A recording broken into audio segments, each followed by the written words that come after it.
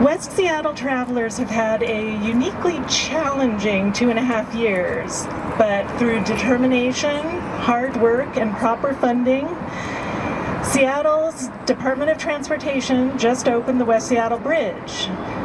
This relieved drivers of the stress of long detours, but stress remains for those riding and walking on the ground down below here.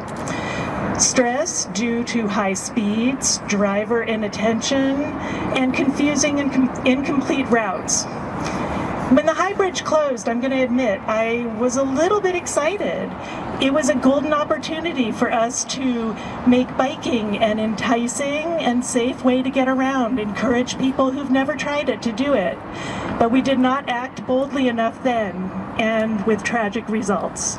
We must act boldly now to ensure our neighbors, our friends, our families can get home safely every night. Let's do it, and let's do it for Robb.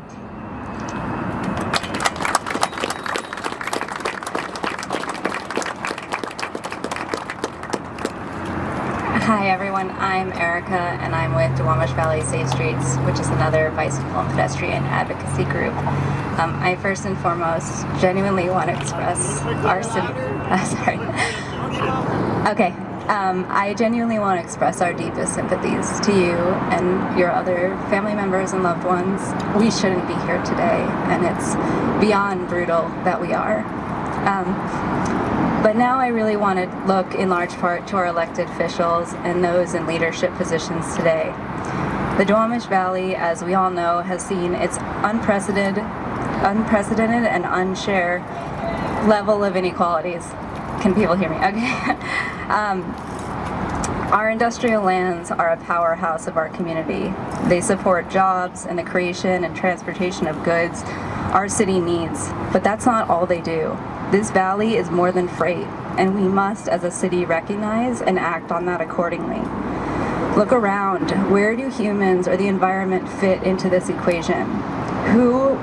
Those who work in this community, who bring their children here for activities, access food, who are the engine that drives these machines and load this cargo, don't they too deserve life? We have become a corrupt city.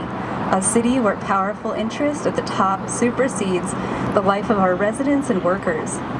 Those who work in these buildings are us. They want the same measures for safety that we do.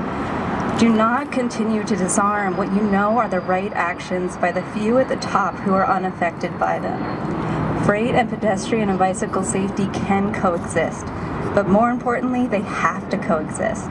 Ignoring that fact is pure negligence. In my experience, it seems only others in a position of power can make that happen. So we plead with you today, please do so.